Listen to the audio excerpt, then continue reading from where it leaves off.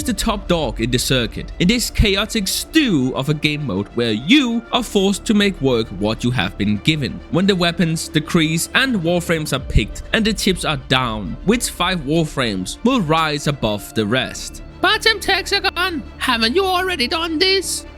No, the circuit is radically different. The decaying dragon key is left behind, significantly hampering shield gating. Shield gate abuse with auger mods and brief respite, I mean. Warframes, depending on specific synergies across frames and multiple weapons such as stat sticks and mod set bonuses, have a rough time. Not to mention the decrees themselves, which benefits some warframes significantly more than others. The disparity in power between the juggernauts of the Warframe roster and the less fortunate is already cavernous, but in this coalition of several added layers of RNG, the elite few doesn't even occupy the same plane of existence as the rest anymore. Brace yourself for number 5. I'm telling you, man, Mesa is a DPS monster in the circuit. Mesa's steep drop-off point is almost a meme in the community at this point. You wreck house in the star chart, empty nav and use pockets, and snipe every enemy across the map in the open worlds, and then you get to the steel path and oh hey, would you look at that. Mesa's worst ability is now her regulators. Not really, but they don't scale well into the steel path like at all. Well, let me fix that with Shattering Frost, Deadly Momentum, Persistent Attrition, Twofold Torment, Fearsome Bonanza, Critical Roll, Critical Frost, Vicious Barb, and the big one, Close Contagion. Any one of these decrees massively benefits Mesa, and you really just need a handful. Just Vicious Barb and Twofold Torment will equate to enemies being affected by 13 stacks of viral at any time, which is more stacks than you can actually stack with viral. And it's not like you can't stack viral on top of that, you can, and it stacks multiplicatively. As a matter of fact, that is exactly what I would recommend that you do because of Close Contagion. It doesn't matter that the enemies get tougher, you keep outscaling them. Eventually, you just do your little bullet jump into the air, instantly empty your magazine, spread 10 stacks of viral, and who knows how many stacks of both heat and cold to everything in sight, and literally watch as the entire map blows up. It's almost kind of silly, but quite fun. Gara is super powerful in the circuit. Hear me out, please. She's only useful 20% of the time, but she is needed. If you have played more than 40 minutes of the circuit before the hotfix on launch, you know the pain of loading into a defense wave and instantly seeing the mission failed screen. I didn't manage to get any footage of this, so you just have to use your imagination. Apparently what happened was that the defense objective can take damage before the round has even started, and a frax can just randomly spawn on top of the defense objective and one-shot it. Now I mean, seriously. T, come here. I'm about to blow your mind. Google playtesting. Look, I hate defense, you hate defense, we all hate defense. I would rather do infested salvage than defense. And I bet half of you don't even know what that is. Anyways, Gara's walls turns into thin paper after enemies level 1000, but 1. Her walls cannot be destroyed while they are being created, and way more importantly, 2. She can share her 90% damage reduction with the defense objective, meaning that when the defense objective would have been destroyed, the enemy now have 9 more to go. And just to be clear, DE did make the defense objective more tanky, no more one-shots, but you still need a dedicated defense defender. So, Protea almost didn't make the list, but then I did a run with her and realized, holy smokes, her turrets always crit. And you might be saying, okay, but so what, who cares? I do, and so should you. Never mind the fact that she provides her team with brilliant support. Let's just talk damage for a minute. Her turrets, to be exact. Each time the turret hits something, its damage is increased by 100% additively. Let's say that one shot worth of turret damage is 1x.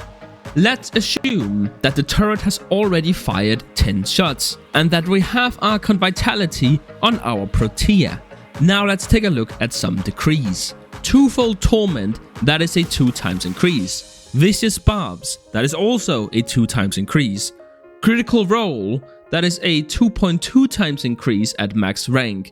Fearsome Bonanza, that is a 5 times increase at max rank with 5 enemies around you. Deadly Momentum is a 2.5 times multiplier. Shattering Frost is a 3.4 times multiplier. And Critical Frost is a 3 times increase at max rank, like the rest of the decrees, of course. That is a staggering 22,440x, which is completely ridiculous and probably incorrect. I'm sure that some of these are additive, but even given it the benefit of the doubt and just running with 1000x, that is still crazy. Add the guaranteed burn effect and you get 3,500. Let's then assume that we hit 10 enemies at once with close contagions. 50% of 20 burns, so 10 procs of burns, are then shared with all enemies, which is 35,000x. If you want to go with the highball and assume that everything is multiplicative, then that is a 785,400 turret hits at once per shot. Let's add Roar at 60% increase as well, just for the heck of it, right? With its double dipping, that brings us up to almost 2 million turret shots per shot. I'm telling you, man, Protea is a beast.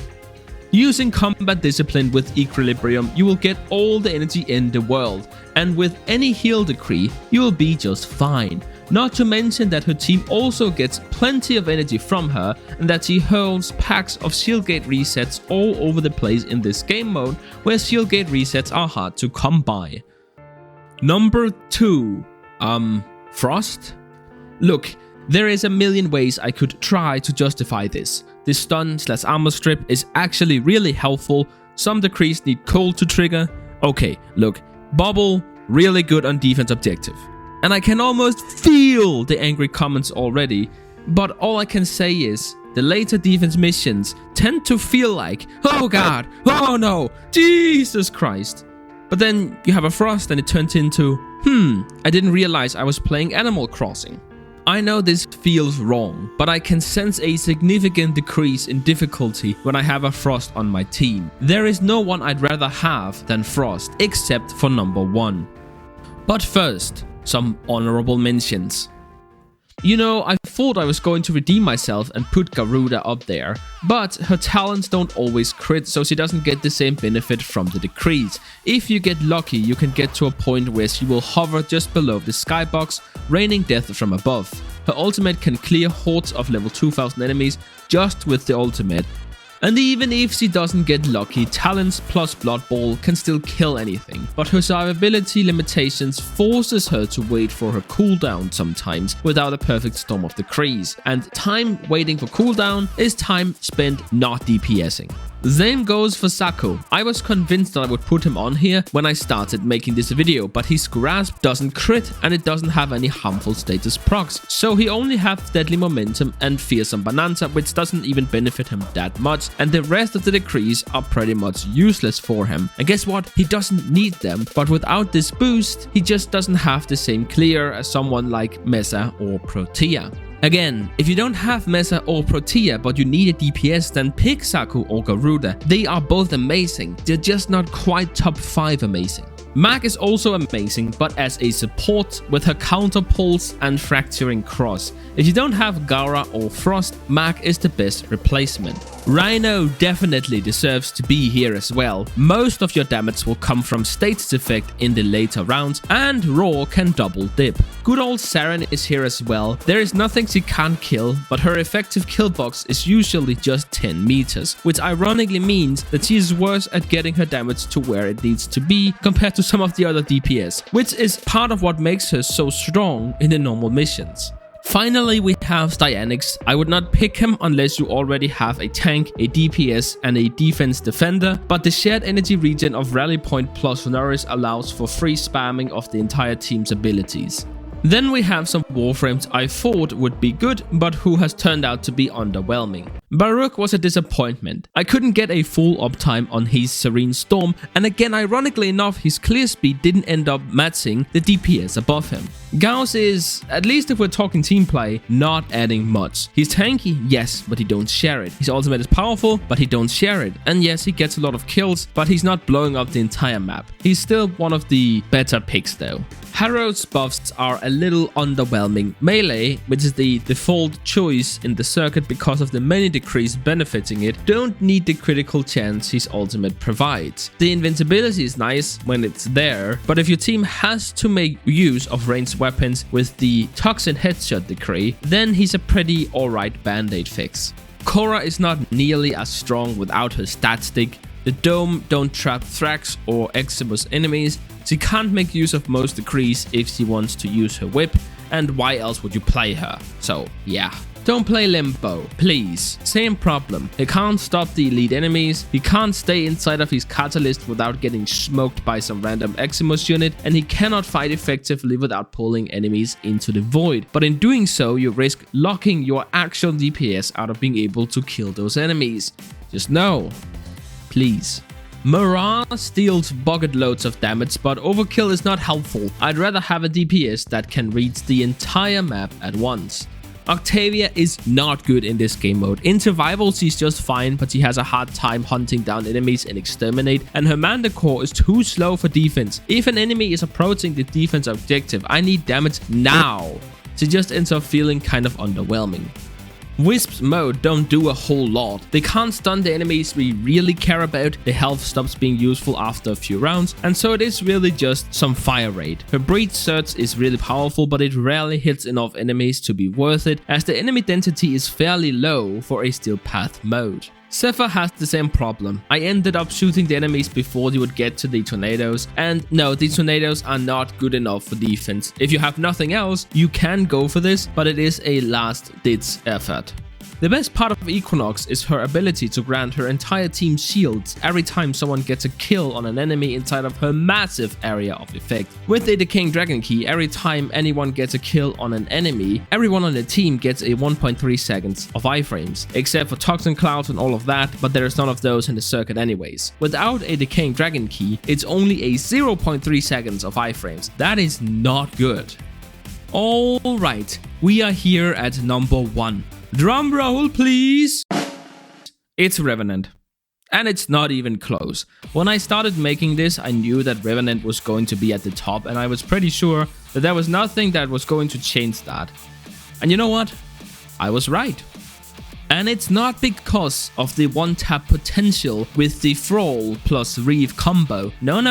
Mesa can do that too, but to the entire map. You remember my much beloved video about shield gating? Yeah, that one sucks, but I stand by what I said at the end of the video. Mesmer shield is fucking stupid in general, but since these maps are so tiny, Mesmer skin is the best defensive ability in the game, hands down, no questions asked. Oh, you're about to take damage? No.